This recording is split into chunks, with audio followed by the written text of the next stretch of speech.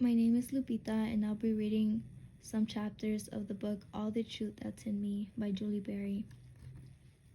Chapter 1. You didn't come. I waited all evening in the willow tree with gnats buzzing in my face and sap sticking in my hair, watching for you to return from town. I know you went to town tonight. I heard you ask Mr. Johnson after church if you could pay a call on him this evening. You must want to borrow his ox team. But you were gone so long, you never came. Maybe they asked you to supper, or maybe you went home another way.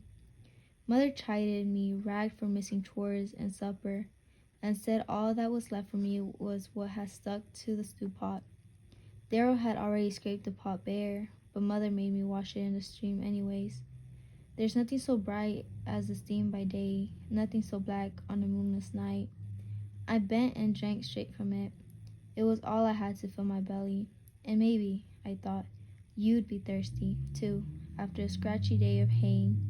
And before retiring to bed, you'd dip down into the same stream and drink the water I had kissed. You've cooled off here most summer nights since you were a boy. I thought how, in the darkness, I would feel like any other girl to you. Beneath my dress, I have no cause for shame. I thought how, if you knew, you might look twice at me, bend your thoughts my way and see if they snap quickly back or linger. But you don't know, and you never will, for I am forbidden from telling. Chapter 2. This morning I was in the fringe of woods beyond your cabin long before you were up. I had a circle around the tree so you wouldn't see me when you passed by on your way to the outhouse. Something occupies your thoughts today. There's a spring in your step, and you hum as you walk. You seem in a hurry to get on with something. Jip didn't notice me. He hovered at your ankles, rubbed his side against your boot. He's half deaf and blind, with little left of his sense of smell, but you still keep him. He's an old friend. I watched your cabin as long as I could before I had to hurry back, lest Mother noticed me missing. Darrow knows. He caught me in the woods outside your house. He threatens to tell Mother if I don't do his chores for him in the chicken hut and bring him berries and nuts and first cherries whenever I find him. He and his great mouth needs my constant feeding in order to stop their constant talking. Tonight the moon came out and I went out with it to watch it rise over the treetops. So silent, the moon.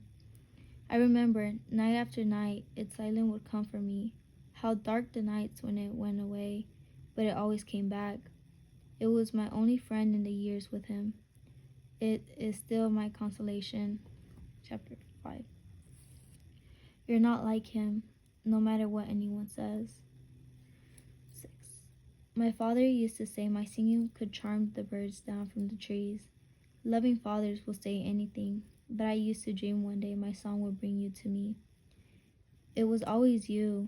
When you gathered nuts in the forest with the other coltish boys, I liked your smile and jokes the best. I swelled with pride when your slingshot brought down a big tom turkey. You remember me digging worms for you when you were 12 and I was 8? I would meet you at the creek with my little sack of soil and present you with the fattest crawlers I could pluck from pulling weeds in my mother's kitchen garden.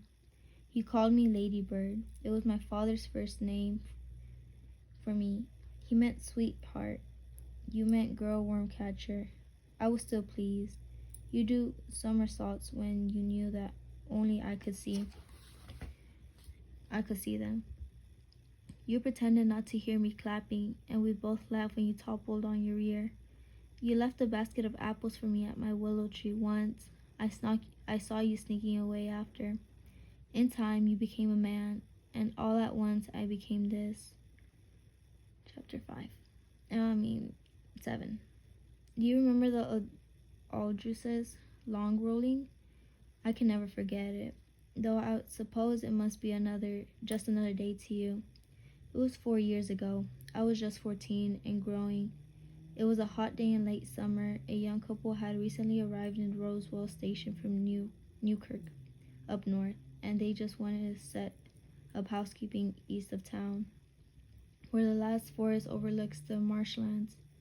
Clyde Aldrich had staked out a lot and asked the town come clear away the timber he felled. His young wife, Joanne, was near to delivering her first. You must remember the day's work. You left your ripening wheat fields and toiled under the hot sun of all day with your hatchet and axe, in company with the men and older boys and the oxen and their chains. But do you remember the food? And what you said to the girl who prepared and served the hominy pudding? I hope you don't remember my hominy pudding. I would rather forget that. I chose it because I heard you once say after church that it was one of your favorite suppers. Our whole family came. Mother, father, Darrell, and me. Father whistled all the way through town, driving old Ben hitched to our apple cart. Mother sat beside him and shook her head, laughing at him. I held on tight to the hominy pudding cradled in my lap. Mother sat with the women in suit gowns and bonnets for the new baby. The young ladies presided over the table in their absences. We were all so nervous, we girls, about presenting our cooking to Roswell Station for the first time.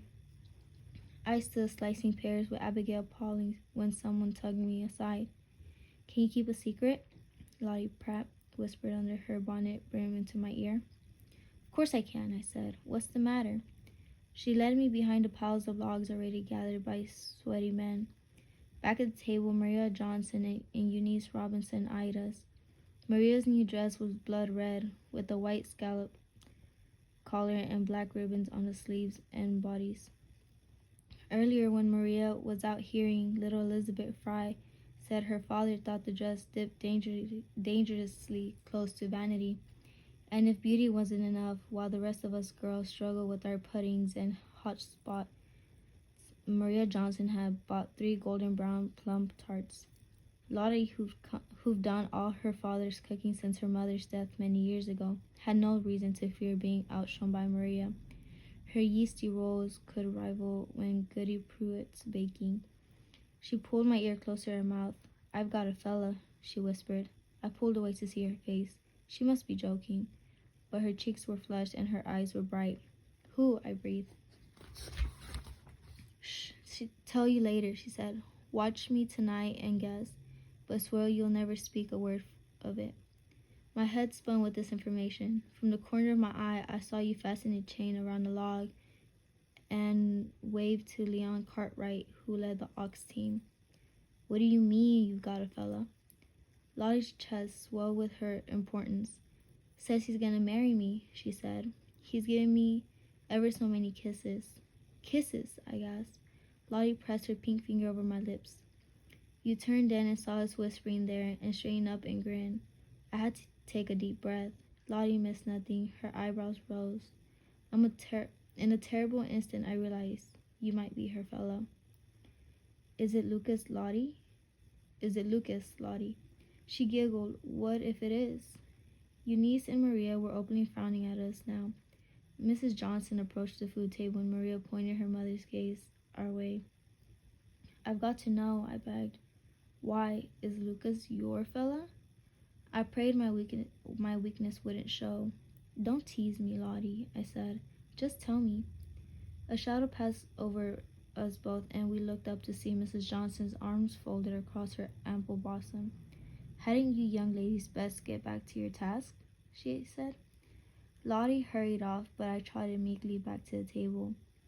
There's a good girl, Mrs. Johnson said and patted my back.